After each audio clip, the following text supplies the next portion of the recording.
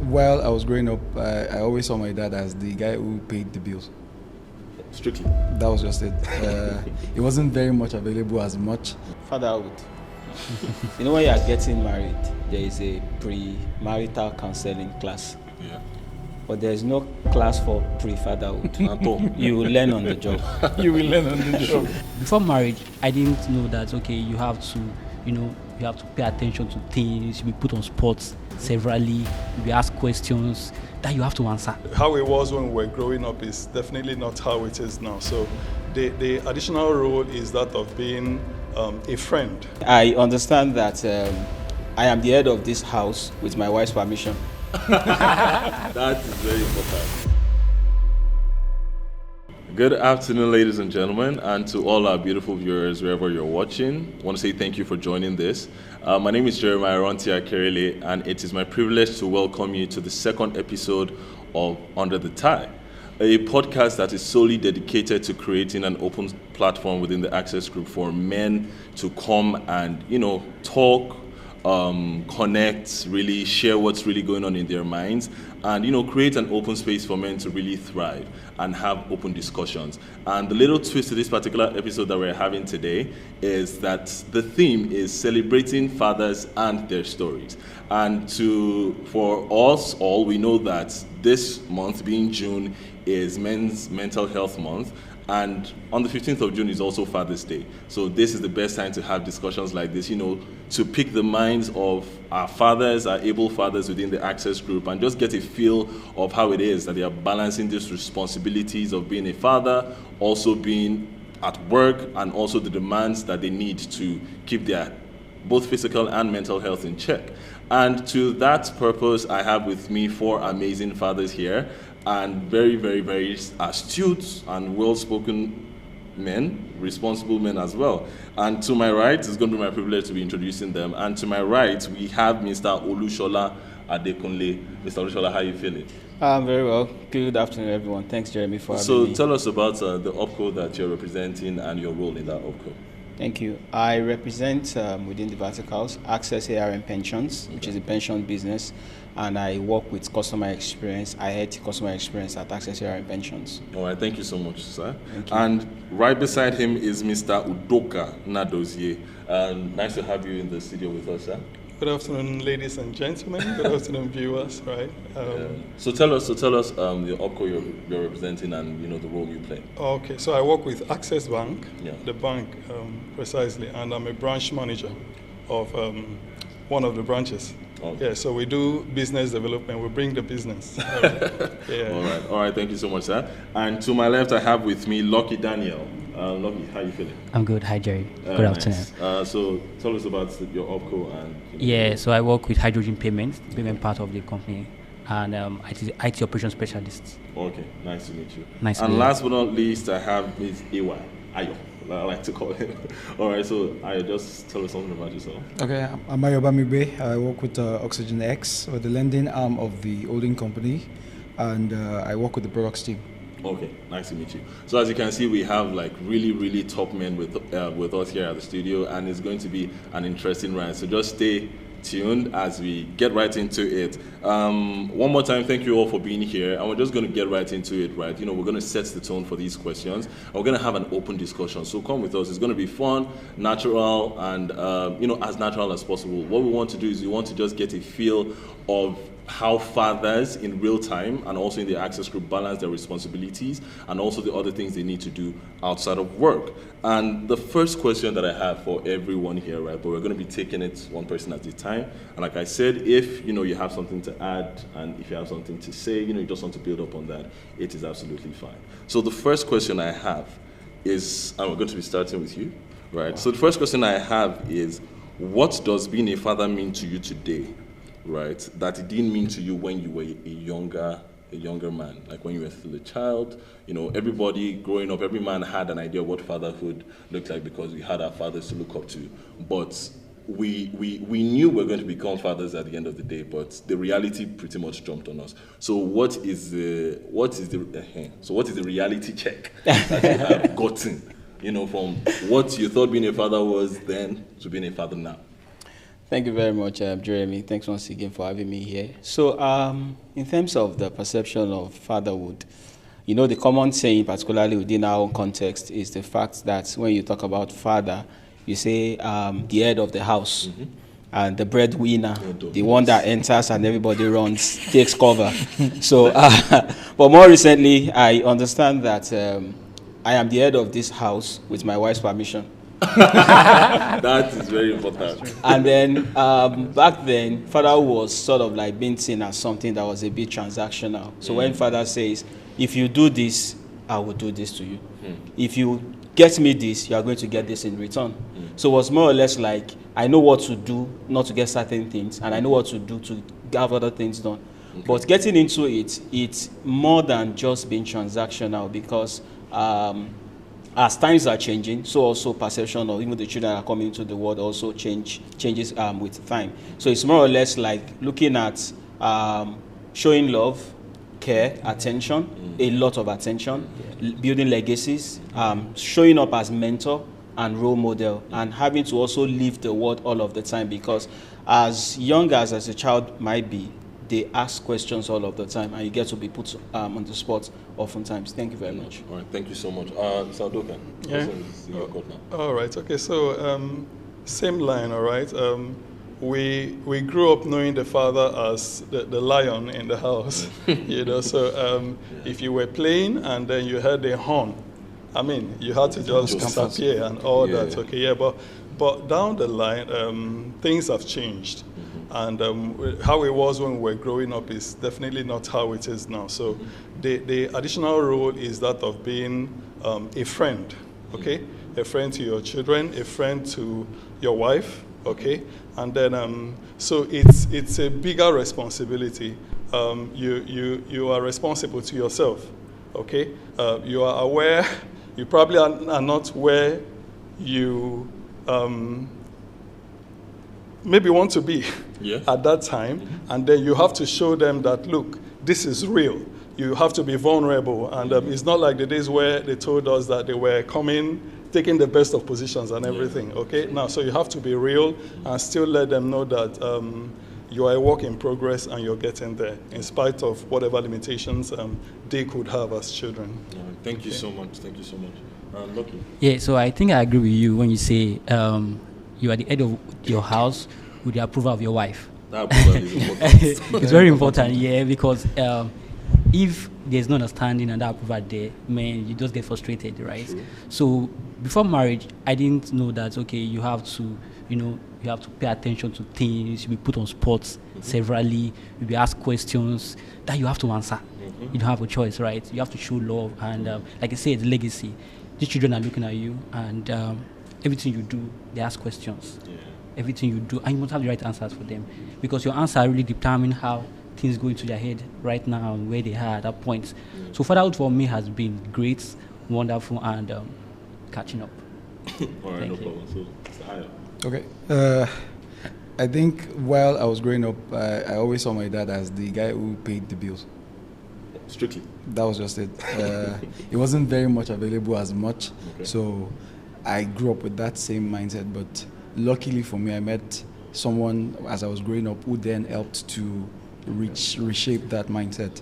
So now that I have my own kids, I know I'm essentially their shepherd, the guy who just makes sure that they walk through life and not get hurt. Even if they get hurt, I'm there to still guide them on the right path. So all of the things that my dad did, pay bills, all of that are just like the minutest detail of being a father. The actual thing that I've come to realize is you just have to be the one person that they look up to in every situation. Very important. So pretty much we can see that the roles that fathers play in the home is very, very important. And this just leads me to the next question, and we're going to be starting with you. I'll come like this again. So this just leads me to the next question, which says, can you share a particular moment? Because I know a couple of times you have mentioned the fact that children these days are very, very inquisitive. Before you know something, they're already 10 steps ahead of you. Before you say something, they're already asking for the why. Why am I doing this? why am I doing this? Why am I taking this direction and not this direction? So in situations like that, right, can you share a particular moment where your child changed your perspective or something, or made you ask questions like, okay, really, why? Why am I saying they should do this? Is it not, am I not looking at the lens of, okay, maybe just previous conditioning? Is this the right decision? Because growing up, I know I can speak from my experience, because growing up, I know children were not really given the opportunity to speak up. To ask questions. Yeah, because our generation were like, don't speak unless you're spoken. Just do. Yeah, just do. Say jump, you say how high. Right. So now things have definitely changed. So how or can you give us a particular scenario where your child gave you the opportunity to actually see things from another perspective? Okay. I think I'll give the most recent one. Okay. So every Sunday when we go to church, we usually have to take our daughter to the children's church. Yeah. And then one Sunday we just got to church and she was like, "Why are you taking me to this place?" I honestly wasn't expecting that question, so I'm like, "Just go." So, but after service, I then had to explain to her why we usually have to take her there, because your age mates are there. That's where you would find people who you can relate with. What they're saying in the adult church, even though the music is better, is not for your consumption. True. So they would always ask questions, and sometimes, because this girl I'm talking about is not even up to 3 yet, and she already asked questions like someone who, because I remember being an 8-year-old and I can't remember asking that kind of a question. You can't ask. So they're super smart, and because of that, we also have to try and, if not play catch up, be ahead, so that whatever questions or whatever thing that is going on in their minds, we can provide the right answers to them. All right, thank you so much. Lucky. Yeah, for me too, Hey. right? For me too. One church, two school. All right. So there was a time I was really like stuck up with work, and I was not having time for church. Then my wife was like, "Okay, it's time to go to church." And my daughter asked, "Why am I going to church if Dad is not going to church?" Ooh. And I was like, immediately I just closed up my laptop. I just closed up my laptop and just rushed into the bedroom. Yeah. I said, "We are going to church." And she said, "Daddy, why are you going to church?" And I was like, "You just said you're not going to church because I'm not going to church. And now I'm going to church. You actually asking me why you're going. So I had to start explaining to her why we need to be in church, why we need to know God and the rest. Then another one is school. Okay. She wake up in the morning and she feels so tired, and when you wake her up, she'll tell you 1 minute please. You give her 1 minute to sleep. So I was trying to you have to wake up early, you have to be, and she was like, "Why do I ever have to go to school?" Because every time it is always why do I ever have to go to school? Why? I was like, okay, so I start explaining and explaining. And, okay, you want to be big, you want to be this, so you have to go through the step and so. Yeah. Okay. Thank you. Nice. Understand. Why? All right. Question why? Okay, so I used to think I was prim and proper, right? Keep everything in the house where it's meant to be. You want to play, don't play in the sitting room, go to your room. We had this nightmare when we were growing up that the walls were full of graffiti. Okay, so I tried to make sure that didn't follow into my adulthood, right? So I wouldn't let them do all sorts. And then saying, okay, you get to your room, blah, blah, blah. This is your room is for you to play. This is that, okay? My child one day told me that the parlor sitting room is his father's house. That was a big paradigm shift. I realized that this is like a common room. All of us actually have rights to this space. So I can't say, okay, I don't want this there, I don't want this there. Everybody has his rights of space in the sitting room. It was a bit of a paradigm shift, right? Yeah, so it's good. It's good that children will keep you in check one way or the other. Children these days. Well, I think I can relate to a lot of the examples that were shared. I'll be brief of a perspective. So first, my younger daughter, at the time where she was 3 going to 4, I just picked something that was just going in passing, maybe something like I'm in love or boyfriend. 3 going to 4. That caught my attention. I turned, I'm like, who said that? I said, she's the one. I said, Fifi. I said, I had to call her. I said, okay, madam, sit down.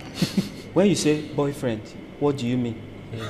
Then I needed to start I started paying attention more to their conversations because I had to ask questions from her. What exactly was her perception of that? Then she had to tell me a boy in her class, a friend. I said, okay, there's friend, okay, it's a boy and all of that. And then journey into adulthood before you take those relationships closer and more bigger. So I realized that don't let anything pass. What they say, what they watch. Then my older child, she likes to watch screen, pay attention to screen. How old is your older child? My older child, she's 7. Okay. So she likes the screen, not as much as the younger one. And then when you give her food and she's watching, she pays more attention to the screen than eats her food. Then this day I just said, you've not even touched your food. Can you leave the screen and touch your food? She just dropped her cutlery and used her finger to say, Daddy, my food, I touched it. I'm like, you know, I'm supposed to be angry. You asked her to touch, she touched. I'm supposed to be angry. But I realized that I wanted to laugh, but I didn't want her to see me laugh. So I had to turn the other way, laugh. Yeah. And then before I could, and I'm like, okay. So you actually got me there, unawares, unprepared that next time I will come back. Then what she now did that, more or less like using the local balance, burst my brain was in grade 2, she got the award for the best in basic science. And then when she got the award, she came to me and said, Daddy, I told you, and then she showed me why. Anytime she's at home, she'll go and pick containers, put water, take it to the kitchen, open freezer and drop. Or she will pick fire, do something. I rebuke her all of the time. Madam, what is this? So I'm doing science. So when she got the award, she was excited to come and show me and tell me that everything I've been doing in the house that you have been penalizing me for, I have an award for it. So now I realize that, okay, rather than just shut her down all of the time, maybe I need to explain to her why you should not touch this. And once I need to provide guidance why she's doing it, so that in the bit of just trying to put control, I don't also take out the value. And I'm beginning to learn that from the two of them, even as we proceed. So it's such a beautiful thing, because from everything that everyone has said so far, it's like there is a generational shift of fatherhood compared to what it is that we experienced growing up, because now it means we are more open-minded to what our children tell us, to how they communicate, to their tales, maybe when they are frustrated, and a few other things, which is actually a beautiful thing, and it's a beautiful shift. Right, which leads me to the next question. And we're going to start with you again. I'm going to go like this. Next question is, what is one lesson you hope your children carry with them for the rest of their lives? That's one particular lesson that you have taught them that you hope they carry for the rest of their lives. Well, one big lesson is love, and it's love for God. Telling them the importance of why they need to love God and pay attention to that. And I see that manifest a lot, because even sometimes when I feel so tired, I could hear either of them saying that, but Daddy, we have not prayed. What are we going to? Or maybe in the morning we're just trying to rush our way. I said, Daddy, we have not prayed. So I think if that can stand, every other thing can build on it. Nice, beautiful. Love that. So, okay, and it has to be one. It can be two. Together? Okay, all right. So I have the love for God, and then I also like to create a balance that we love God, but then we also have our responsibility. You know, so my children think their dad is rich. You know. Oh yeah. And then, so they think that it's all of them. Yeah, they're all on the same WhatsApp group. Everything is possible. Look at fathers, they're superheroes, they're Superman. My daughter said her next birthday she wants iPhone 17. Come on. I said they've not even produced it yet. So okay, give me iPhone 16 and PS5. Come on. The mother said even your daddy does not have PS5. okay, yeah. So they think he is rich. Well, he's rich. All right. Yeah. Now, so they think everything is actually possible, right? But I try to let them know that you can't get everything at the time. So there are things you grow into, and then some of them come as a reward for taking responsibility, right? So I like my children to learn responsibility, and also to know that there's a part where, well, God would pray, all right? But then there's also the part that is left for them as individuals, and they have to grow up knowing that. Thank you so much, sir. Yeah, for me it's care, right? Very important. Like, you have to learn how to be caring for the next person. Yeah, I remember my wife was pregnant for the second child. I can say my first daughter took care of my wife more than me. Oh, wow. She was just 3 going to 4 then, and at every time she's always watching her mom. She's always saying, "Mom is sorry." She always pats mommy's back. Mom, is it the baby? Mom, is it? There was a day I shed tears watching her watch her mom. I was like, this little girl is actually taking care of her mom more than me, the father. So that has been with her, and I really want her to grow with that. Oh, that's nice. Okay. I think I would piggyback on what my Oga there said. So, yes, love for God, but we also have to love human beings. And it has to show in the way that they treat people. Because we've had people around who help maid and the likes. And sometimes I see that there's always that friction between the children and the help because they've not always been around. If you know how helps go in Nigeria. So I want them growing up to always see human beings as human beings and not this person is beneath me, or maybe because this person drove this kind of car, they must be someone important. I want them to treat every human being that they meet like human beings. I want them to be humane. I think that's what I'm looking for. That's the one thing I want.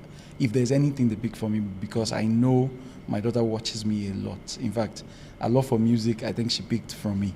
So if there's anything else that she'll pick from me, I think it should be that she's humane to everyone. Oh, nice. Thank you so much. Those are very, very valid points and very solid lessons, right? And, we're going to be building up on more conversations like this. But for this thing, we are going into, personal experiences and how you're changing the narrative of African fathers, right? So this leads me into something we said previously, that growing up, we had this perception of our fathers, right? I know I had the perception. So I see it's a common thing that when daddy comes, everybody's running. Everybody's campers. Everybody's campers first of all. So I see it's a common thing, right? But growing up, we realize that is not. That is really that's not not how it's. fatherhood. So that's not fatherhood. That's like dictatorship, or maybe you're in a military regime or something like that. So that's pretty much not what fatherhood is about. So right, I'm going to be asking this question, but Can I quickly drop a point because Please. of that dictatorship that you said? I think our parents grew up in an era where leadership was essentially by fiat. Yes. So most of them were born in the 60s, 50s, 70s, and because of that, they grew up seeing the country being ruled by Decree 4, Decree 10. So I think because sometimes we don't factor in the environment into how they turn out the way they turned out. So in my own case, at least maybe I might be wrong, but I think that's what I think has contributed to their own generation growing up that way. Maybe if we had also grown up, I don't know what the word is now, continually in that way, we probably would have had a mode of that. Some of us have a mix of that because we grew up under military, and then as we grew older, we moved into a different system of government. So I would say that has helped us to then change that that mental mindset. But I don't think we've fully broken out of it. We still have some of that. I think it's the generation that came after us that they've never really experienced what it feels like to be in a military system. So, and because of that, that's why they question a lot of things. Because in democracy, anybody can stand up and say, I don't agree with what you have said. 20, 25 years ago, if you said it, you're dead. Yeah, straight. All right, so first question, and I want to start with Lucky this time. So Okay. Lucky, I will just find a way. African fathers are often portrayed as distant or stoic, like we just said.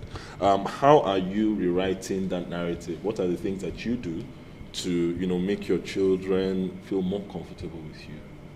Okay, for me, I start with my wife. Yeah, I do say the word. I do say God is the head of the home, right? And everybody else, we are just here to help each other. Yeah. So first, I make sure I don't put that thing in their mind, like I'm the head of the home, I'm the lion, I'm the... What I say is law. Yeah. Those type of things, yeah. I just make everybody chilled and make sure like you could be free to say anything you want to say at any point. You could share idea at any point, and it's not about giving instruction. You must also learn to listen. So I do a lot of listening, a lot of understanding. Yeah, I could spank my child In love. in love, yeah, and or not raise my voice in love also, but I should be able to go back to her and make her understand this is why I did this and apologize for doing that. If you crossed any boundary. Yes, if I cross any boundary for doing that. Unlike our fathers then, I just said, get out of here and just go inside your room and sleep again. I should be able to explain to her. Or when I send her to bed, I should go back and say, okay, I'm sending you to bed because you have to wake up early and do this. Give her maybe read a bedtime story for her and so that haven't changed. Yeah, thank you. Nice. Thank you so much. All right. So I try to relate with them at their level. Okay. Can I share an experience from just yesterday? Feel free. All right. So I try to, like he said and has been said, I try to reduce their screen time. Okay. So and then their electronic game time and all that. So I said, okay, just go and do something creative. Leave the television, leave this and all that. So they were trying to figure out what to do. I said, okay, how about we recreate this picture? So there was a picture on the wall. And so I got plain sheets, gave them, and then they started drawing. I draw like pretty good, okay? So while they were doing that, I also came, so it was a competition. So everybody involved that, and of course mine came out the best, okay? And they said, okay, you are changing the rules, blah, blah, blah. So I just tried to play along at their level. So you try to bond with them intentionally. Them, yeah. That's very important. So go to Okay. I think one of the things that I have learned to do with them is just sometimes sit on the floor. Because there's always this, when you're on the chair and they're on their own mini kiddie chair, it feels like king and the subjects. But sometimes just being on the floor with them and crawling and because I have a piano in the house that we sometimes, even though they're playing rubbish, you just play together with them. So as they're playing, you say, oh wow, I like, and I think it's built a bit of confidence in my daughter that even though what she's playing sometimes can be off key, she just plays and continues to play, and just being able to relate with them at that level has helped to remove some of the barriers that I thought I had with my own dad. So and going forward, I've also learned that when she asks questions, she wants a response right there and then, because children have short attention spans. So if I'm answering that question much later, she probably has moved on from it. So if she asks me a question right now, even if I don't have the response, I can say, let me come back to you on that, instead of saying, just go away, or I don't have your time. So if I say, come ask me tomorrow, I know she would come ask me tomorrow. And then our heart is still waiting for that answer, not just that I said go away, and then when I finally have time, I say, oh, by the way, you asked me a question 2 days ago, I now have the answer for you. So I think being able to answer their questions in a very understanding way for them, because sometimes we explain things to them like they are adults, but they're not. They don't see life from our lens. That's why they think everything is possible. You're driving past a new house, they're like, we're moving to that house next week. I'm like, okay, yes, we'll move, but take time. So their mind is full of possibilities, and in our own way to manage our possibilities, we should not also kill the ability to dream. Very important. So we should still allow them dream that everything is possible, but in the right measure and in the right time. Okay, thank you so much. Can I just say something? Oh, yes, please. Oh, yes. So I'm learning also that I should be able to accommodate some of their questions in real time at about the time, right? They are asking. So I'm here, I'm watching television, and my son says something, and I'll be like, look, we're here together. You can ask me this later. This is passing, so let's listen to this. Right? First. I say that, okay, but then sometimes I would then pause the television. I say, okay, what was your question? I realized the question was actually about what you were watching. So I'm beginning to learn that, okay, I could create more time, accommodate more, speak to that question. That would be a very, a valuable learning experience from him, okay? That would now add to what he's learning from the television. Okay. Okay. So, Well, fatherhood. You know, when you are getting married, there is a pre-marital counseling class. yeah. But there is no class for pre-fatherhood. At all. You will learn on the job. You will learn on the job. And for everything everyone has said, particularly for our own older parents, with respect to their military kind of regime, Yeah. I know you mentioned that we do a bit of both. I have a bit of that in me. I'm not letting it go. My children know when to approach daddy and when not to approach daddy. I have the father figure and I have the friend figure. And I don't switch places for the two. When it is time for father, I'm your father. When it is time for friend, I'm your friend. Because we've never really had help in the house, it's just been myself and my wife. So the people they've grown to know or be with is myself and my wife. And in terms of having attention and relationship, I think I've been fortunate to be able to create more for them. You know, when a woman just puts to bed, you want a time for yourself. When a child are growing, you almost want the child to just free you, let you have your space. So I was able to pick that up. Then during COVID, I think COVID was a year of blessing. My wife was working in the bank at the time, and she had to go sort out ATM. You know, they say essential workers and all. My younger daughter then, I think she was 2019, then 2020, just a little over a year. In the morning, because everything was virtual, I will back her, and then the older sister, I'll get a chair for her. While I'm doing every other thing, she's on my back. And because they've seen the picture of me backing their cousin while she was much younger, everybody knows that at some point Daddy will back me. So be able to create that kind of bond up to the point that whatever it is, even when I'm not back from work, they understand that they are still waiting for me to get back. That bond is there. When they want to talk about certain things, even things that have happened while I was away, by the time I come back, they still want to express. Even their mom are saying, why are you reporting me to your daddy? Yeah. But they understand that they must hear it. Yeah. Even when they are on holiday, they've gotten to a point whereby, while I'm at work, they can send me voice notes from their mom's phone or do a video call, Dad, how are you doing, and all of that. I've been able to try to balance some of those things. Like I said, I'm learning on the job. But I realized that because of the sort of like openness that we have now, that's freedom. There's also tendencies of having to sort of like allow things to go south. For instance, I don't know, there are things they watch online. They were watching a cartoon one time. I don't want to mention him now, but I know a lot of parents said, don't say watch this cartoon. And the character said, Daddy, don't be silly. And they were watching, we were together in the room. And I look at my first daughter, the younger was looking, I said, would you ever say to me, Daddy, don't be silly? He said, no. I said, if I say don't watch this, do you know why I'm saying don't watch it? He said, and before I beat them, I will have given you first warning, second warning, third warning, and I will announce ahead, you've exhausted all your warnings, and I'm going to beat you now. And I'll ask, do you know why I'm beating you? You'll say, yes, I know. In fact, now when I want to beat them, before I say, give me your hand, is that they are doing like this or they are doing like this.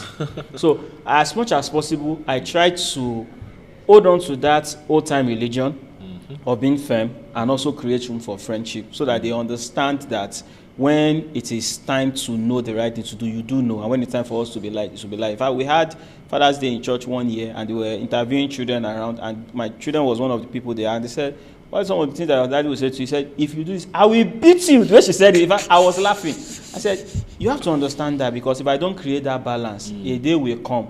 You might ask, they will ask me, where were you? And you allowed all of these things. So I try to create that balance. There's friendship, and there's that role of fatherhood where I need to affirm my position. Very, very important. You know, striking balance is very important in everything that we do. And, you know, so things don't get sideways, right? You always have to find a way to pull everybody back that, oh yeah, reset. So this leads me to my next question, and this is an open question. Anybody can answer, anybody that feels like, you know, they have something to add, right? The question is, do you think African fatherhood is evolving? And what do you think our children will say about fathers from our generation? Do you think African fatherhood is evolving, right? Yeah. The picture of African fatherhood is evolving. Let me attempt that. And what do you think they would say about our generation as fathers? Okay, so I think from my list of friends or people that I know that are in my age range, maybe plus or minus 5, almost everyone that I know that is in my age range currently treat their children differently from how our parents treated us. So I would answer that question that yes.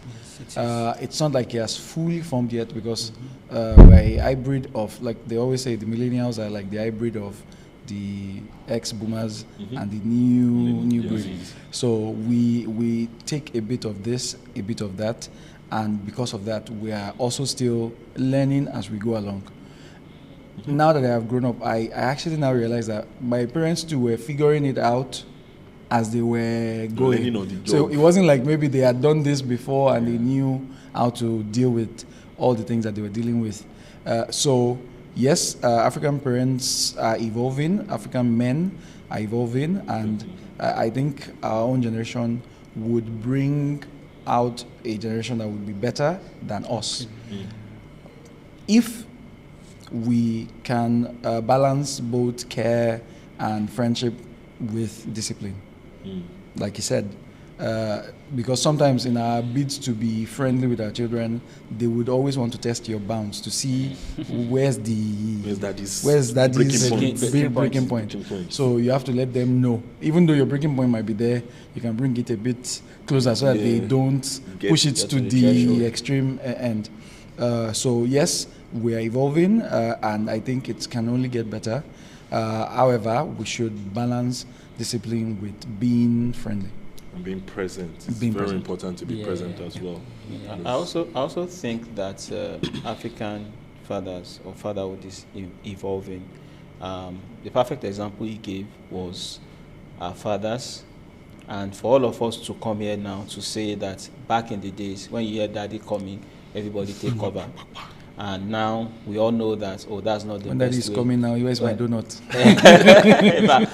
Anytime I'm coming by, person is like, Daddy, what did you buy? I say, Madam, if I come by, if you ever ask me again, what did I, you have not even asked. So when I come and I say, Daddy, how are you? How was your day? What did you buy? How was work? No, she won't ask me, because she knows that if you have done that, then what you don't need to ask, that will come. That's a way of asking what did you buy. Exactly. So I would say, yeah, it's evolving, because that's what our fathers, the way they lived. Then I also happen to have older brothers who got married way ahead of me. And I saw that the deposit of what my parents had, the volume is higher in them compared to mine. So I also saw, there are things you can learn from a leader. Maybe how to emulate them to become a similar kind of a good leader, or how not to be a bad leader. So there's nobody that is a waste, so they will serve for something. So I understand that with them, there are certain things I noticed that I could say, this is my daddy in action. When I see certain traits from them, and I'm like, okay, no, maybe I need to adjust it in this kind of way. Maybe I need to. So then coming to me, I also think that there are certain things that I didn't pick up that I don't have. And like you said again, that probably the generation that will come after us might not even know what it means when you say daddy is coming and everybody takes cover. What our children know now is daddy is coming, I have to run to go and meet daddy because I've not seen him all day. I need to talk to him. I need to run him through everything that has happened. And it continues to change that way. But I think the underlying point is fathers need to be very conscious of the fact that times are changing. Things are evolving, and that should be deliberate effort that is intentional. And I say this because I've been in men conversation where I've seen guys stood up and say, my father was this, and I hated him for that. And I've even seen people who say that I still hate him for this. And when they are landing their points, what you will find them say most of the time is that, unfortunately, I realized that some of the things my father was doing then, I'm doing them now. So it's more or less like becoming what you ate, and still having that what they call it now, subconscious, that thing being in your mind, and you are not gradually getting to become that. So it's something that it has to be intentional, because as much as generally it's evolving, there are still people unknowingly to them, because of what they have held on to, they're actually becoming the image of what they hated, they didn't like, and still dwelling there. And that's why even today you'll be wondering, a young guy, and he's becoming absent father, and like, what's wrong with you? Or somebody who's not even excited to go home. I want to go home to meet my children. Most of the time I want to meet them while they are still awake, because I know there are a lot of things they want to tell me. So I think it's to be intentional about it and to understand that things are evolving and you need to take a cue from that. Thank you so much. Does anyone want to add anything to this? Presence, like you said. Presence. I think that's very important, because I think we have passed that age of, okay, that is coming, so the next thing to do is to prepare that is bait, prepare that is food, then stay on side, that is watching TV, the news, NTA I don't news know, at night. you get. So we have passed that point at that now. It's really evolving now. Like, I'm getting home from the corridor. My daughter always comes to welcome me. Instead of my wife, my daughter comes every time to welcome me, and she's always saying, "Okay, Daddy, Auntie beat me today. I ate my food. I did this. She's already explaining everything to me, and I don't even pull off my clothes or do anything. I just sit down in the chair, sit her down. Let's talk. Let's listen. So that has really. Yeah, things like that go a long way. They go a long way in shaping, especially who the children become eventually. So things like that go a long way. All right, so thank you so much. We're going to be keeping it moving. And now we have questions, because we know that as fathers, right, it is our responsibility to guide. Yeah. It's one of the top responsibilities, to protect, to guide, to provide, right? And, in guiding our children are very visual learners. They are very visual learners, and they are like sponges. So it's what they see you do, they will soak it. Whatever they see you do, they will emulate it. Whatever they hear you say, they feel it's okay to be said, and they will say it. So, we always have to intentionally ingrain these values into our children. So these questions that I'm going to be asking now are tied towards, how we ingrain these values in our children. And the first question I'm going to be starting with, you're going to go like this again, is how do you model excellence for your children, both in your career and in the house? Like, what are examples that you have set in place, or an example of a time that you are sure that you have ingrained the value of excellence into your children, from either the way you act, either at work or at home, maybe just an instance, or how do you feel you do it best? Well, that's it's a very tough one. But I'll just speak based on pictures that I've seen. Mm-hmm. So one thing that my children believe is that Daddy is the boss, the way they put it, is the boss at his work. Mm-hmm. In fact, this like they ask me, maybe I don't know what the most senior person in the organization will be, maybe the chairman. That's the place where they place their father. And I see that they are able to do that because they understand that when it is time for work, particularly if sometimes I get home, I take work home, and I'm doing office work at home. I need that attention, and I'm telling them that I'm in a meeting or I'm working now. Could you please wait and come back? Don't disturb me. So they get to see that dedication. They get to see that commitment, because sometimes, even while I'm still awake and I'm with my laptop and I say, girls, it's past your bedtime. And I have girls, by the way, because I asked God for girls. Because I grew up in the barracks, not military barracks, but because my mother gave birth to 5 boys. Boys, you know what it means? So like I said to somebody, if my brother should call me now, any of my brothers, my mind will cut, because I'll think something is wrong. Because we don't show emotions. But if it was people that just like, maybe just checking on me, why are you checking up on me? Are you sick? So you understand that kind of thing. So my children see that kind of commitment and dedication. So when I say it is time for you to go to bed, sometimes they're asking me, why am I going to bed? Daddy, you are not sleeping. Mommy, you are not sleeping. I'm saying that because I have work to do. You have to go to school tomorrow. Early to bed, early to rise. Make the mind healthy, wise, and those kind of things. So they see that dedication by action, like you said. True. It's more around what you say. And there are days where probably weekend there's need to go to the office, and they ask me, where are you going to? My children know every of my movements. So on Saturdays, they know that either I'm going to church or I have to go to work.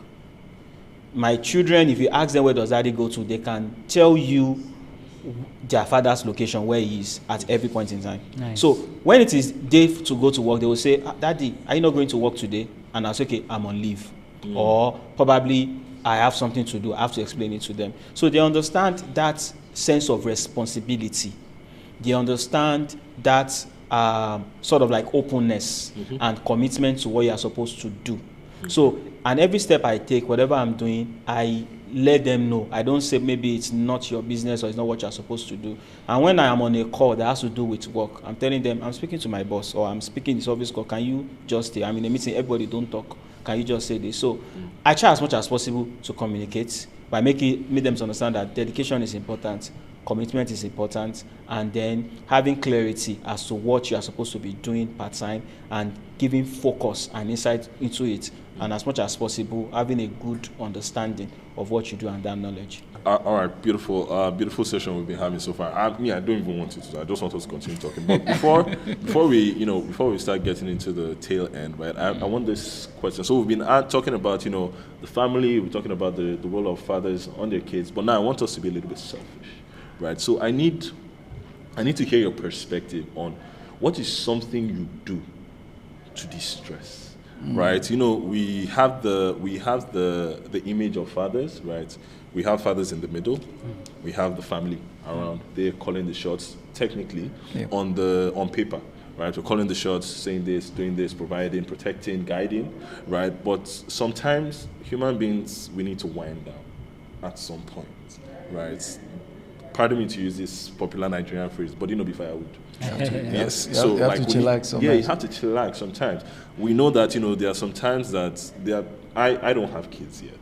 I'm just married. Don't worry, and there are times that you're in the heat of work, and then something is going on at home, and then my wife calls me. I cannot end her call, and she's going through something at home, and then I have that one has added to the pressure. So I can imagine now having let's say 2 kids, then work pressure, wife pressure, kids pressure. Do you understand? Not like I'll crumble, but you get what I'm saying. Yeah. So going through all that, back to back, day in, day out, week in, week out, year in, year out, it can be a lot. Let us be honest. It can be a lot. So what are your coping mechanisms? What are the things you do to distress? When I get home every day, especially on days when I drive to work, once I get back home, the first 10 minutes I'm still in the car outside.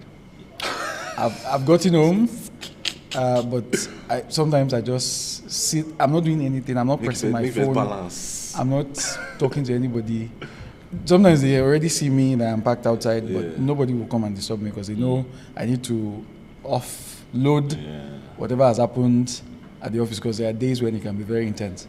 So I do that, sometimes 5 minutes, sometimes 10 minutes. There was a day I was outside for about 30 minutes, because that day was one of those days. It was a day. It was that day, and I was just in the car. I just reclined the chair, just relaxed for about 20 minutes, and then I gathered myself.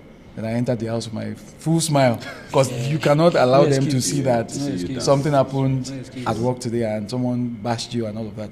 So I went in, and where's my donut was the first question. So if I had gone in the way I arrived, I probably would have backed, and the chain reaction would have affected everyone in the house. Sure. So I think that helps. For people who like to read, I read sometimes just to take my mind off all of that, especially when they're asleep or when it's just me and my wife. So that helps me. For some people, it's just to talk to someone. But I think that person is my wife. So I tend to talk to her literally about everything. She knows all my stressors in the office. She knows.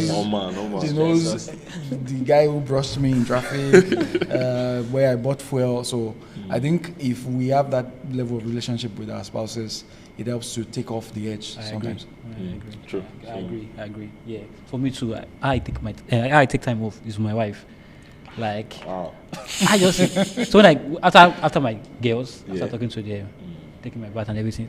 Babe, do you know what happened today? So I'm downloading me too. The way my daughter is downloading for me. Then re-download. I'm downloading everything for her. Like you said, she know everybody in the office. She know everybody. The one that is choking me, the one that is. Another thing I do is I shouldn't be saying this in camera because they get to know that. Is that I just open my laptop and in everybody's mind I'm in a meeting. I'm actually listening to music. Good. It's so I just sit there for like if pressure is too much, like say work pressure, family pressure, this pressure. I just open my laptop. I say I'm training a meeting. It used to be the bros a few years ago, but now I think I've transferred all of that to my wife. I just lock my ears. Okay. All right. Okay. So I distress by spending time with my children and my wife. All right. Yeah. But you know, sometimes Yes. they are distressing. They are the ones Yes, stressing sometimes you. I just look my ears sometimes. So you get- Well, compare when it has to be distressing from work. Compared to theirs. It's a different kind Oh, of okay, stress, okay. And then I try to just leave family time, to family. So things about work, I try as much as possible and as much as is responsible not to mix it. Okay, yeah. And then when I think I easily also fall asleep when I want to fall asleep. So when I'm so stressed up and I want to sleep at home, I'm also able to get that going. Okay. Yeah. Right. Well, I think maybe for me,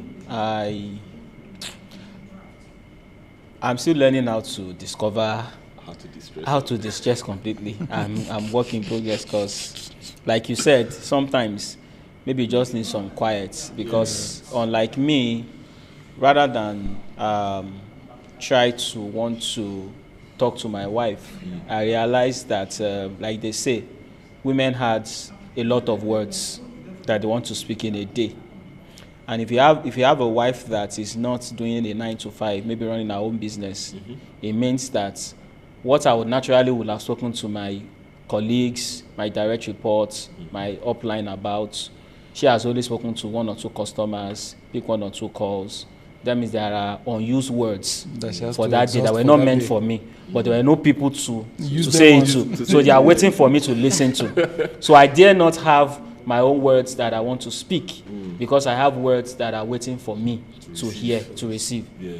And I dare not have that luxury of coming back and I still now recline 10 minutes because I've been waiting for you. So lucky me. Who are you talking to in the car that you are not? And what stress are you running away from? I've been with since morning. You are just coming here. You have to come inside. So I don't have that luxury to say because they want to talk to me at home. So what I try to do is I read the book one time and I understand what is called the trouble tree. Okay. That have a trouble tree in front of your house. As you are coming back from whatever body you have, just hang everything. Everything before you enter the house. The following morning, if you need, you can pick it back up and take it back to wherever you are. So just have that trouble tree. So what I try to do sometimes is maybe when I'm coming back from work, I could just branch on the tree, order food, get the food, pick my phone, just look around. Not because I'm hungry. Just look around, take the food, ease, and when I'm okay, enter the car there. So I have enough energy to go. Then from when I'm leaving the office, I'm already psyching myself that I need to give attention to the people at home because there's the attention for my children from that time. Because my wife doesn't like when she's speaking to me. My children are saying something because I try to pay attention to everything they are saying and I'm distracted. She gets angry. That I'm talking to you now, why are you listening to them? I'm like, just hold on. So I know that by the time I guide them to go to bed, I also have to wait to listen to my wife. So I psych myself from when I'm leaving the office to say energy, so that by the time I get home, I still have like energy for like 3-4 hours to listen to everybody and get all of that. The few time I get, probably when our children get to spend time with their cousins and it's just myself and my wife at home and there's some quiet. The first night you will enjoy it. The second night you will miss the noise. You'll be like, what's going on? Where are they? This is quiet. But when you get those periods, they are treasure. They are period that you want to enjoy. Just me and my wife have that chat time, watch movies together, sit down around there. I'm not too conscious of yourself because of your children being around and all of that. So it's something that's work in progress for me. But I just do as things comes.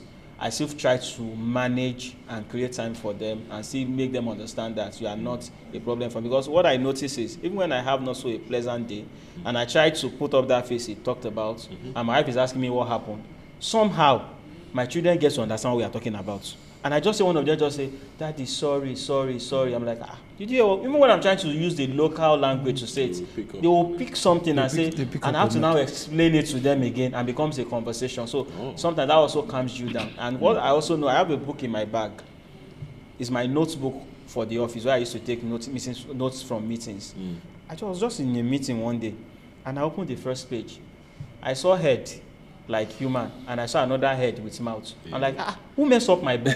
I was almost going to get angry. By the time I opened the next page, I just saw Daddy, you can do it. Wow. I love you. my goodness. Nice. And I saw like a picture of her with one trying to blow kiss to the side like this, and another head that looks like me. Oh my So, goodness. and it didn't make so much meaning to me until a colleague said, your daughter did this. Oh, wow.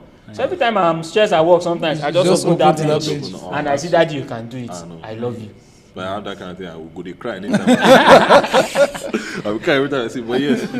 So like I said, we're coming to the tail end, right? So we're just gonna do one last exercise before we round up, right? Okay. So I want everyone to say a short message for your children, in honor of Father's Day, that maybe if they look at it 20 years from now, they'll be like, oh my goodness, my dad did this for me. So anyone that wants to start, can just go ahead. Any message? Let me draft mine. Any message you have for your kids? Nothing too long. Just tell them how much you love them, you appreciate them, your wishes for them, and all that. Nothing too. Yeah, can I go? Yeah, please. Feel free. Look into the camera. Okay, good. Hi, Pearl. Hi, Joel. This is Daddy. From day one that both of you came to my hand, I've never regretted it. It's so nice having you to the family. You have bring nothing but joy, nothing but happiness. Every day I look at you, beautifully enough, two of them look like me. So every day I look at you, I see me, you, I see nothing but love, nothing but happiness. Thank you for always giving me joy. Thank you for, always giving me happiness. Every time I look at you, I'm proud of myself and I'm proud of you. Take this as a message for life. I will always love you, no matter where you are, no matter what you do, and I will always support you. Love from Daddy. Bye. Nice. So who wants to go next? Okay, I think I'll go. Finish drafting. Drafted. Okay, so I have two kids. Jesu Mayo Miku means Jesus has made my joy full. And Jesu Nimi. I love you both. It was wonderful to have held you the first time I held both of you, especially that brother. He really stressed me. But I would not have it any other way. And I think the single biggest joys that I've received in my life are the two of you. So I would always love you, and I love your mom too, but I love you guys so much. And I would always want you to know that Daddy loves you every single day that I take my breath. I love you. Nice. Awesome. All right. Okay. Hi, Jasper. Hi, Royal. Hi, Levi. This is Daddy, right? I didn't tell you guys I was coming here, so it's one of those surprises, right? Daddy loves you. All right. That's just what I want to say. Yeah. Jasper, thank you for taking the lead. Royal, thank you for all your questions. Levi, thank you for all the disturbance and so on and so forth. Daddy loves you, and I'm so grateful. You guys are wonderful, smart children, and I'm proud of you. Yeah? Right. Catch you. Okay, I guess that's me. The ball is in court. Yeah. So, hello, Muri Olua. I've seen the goodness of God. Mofi Folua. I give praise to God. This is Daddy, and like I'm always proud of you. Not because you want me to say it, not because you need to hear it, not because of what you have done or what you need to do, but because first, you are my amazing girls. Like I said to you, you are princess, you are royal, you are special. Don't ever think less of yourself. You are beautiful. You can be anything you want to be. Even if you say you want to be like Daddy, I say to you, you can be more than Daddy. And whatever you put your mind to want to become in this life, you can get to it and even get to the peak of it and be the best of it that ever exists. Like I say to you, you become a global icon. Nations will answer to you. Doors will open unto you. There are no limits as to what you can do. You can go places and become all that you want to be. And you're great. You have greatness in you. Again, don't waste your food. Some children don't have food to eat. Even if you have your own money, don't waste food. Like you see the kids on the street, they didn't beg to be poor. They didn't beg to be where they want to be. It is through the grace of God you have what you have. Treasure it all of the time. Love God with all of your mind. Serve God and have love for others. Thank you for being my amazing girls. For myself and your beautiful mom, we love you. and we always cherish you and celebrate you. Thank you very much. All right. Thank you so much, everyone. Thank you to our beautiful viewers. Thank you to our amazing guests, you. Lucky, Thank you. Good to be here. Mr. Shola, Shola. and Mr. Udoka. Udoka. All right. Thank you so much for being here with us. Thank and you, I just Jerry. want to Thank you, say, Jeremy, for having us. no, definitely. So I just want to say thank you to everyone for viewing and for giving us the opportunity to, even speak to you. And I know for a fact that this has been a very impactful session. And for me, who is an aspiring father, here, right? I know I definitely Father of Lolo. so I know I'm definitely getting there, right? So and I have personally learned a lot as well. Just want to say shout out to all the men and all the fathers that are doing what they do. We just want to say continue doing what you're doing, right? And your children look up to you. Your children look to you for guidance, for protection, for provision. Please don't let them down. We know sometimes it can get a little hectic here and there, but please do not drop the baton. Do not let the torch die. We got you. Under the tie is here. More opportunities like this for men to talk and bond, going to happen a lot more. And for the last time, my name is Jeremiah Rontiakele. Thank you for tuning in, and catch you next time. Everybody say bye. Bye. Happy Father's Father's Day. Happy Father's The Day. only one who gets in the year. Right? Father's Day. Happy year. Out of the 364 Nice to Mother's be Day. here. Thank you. Thank you.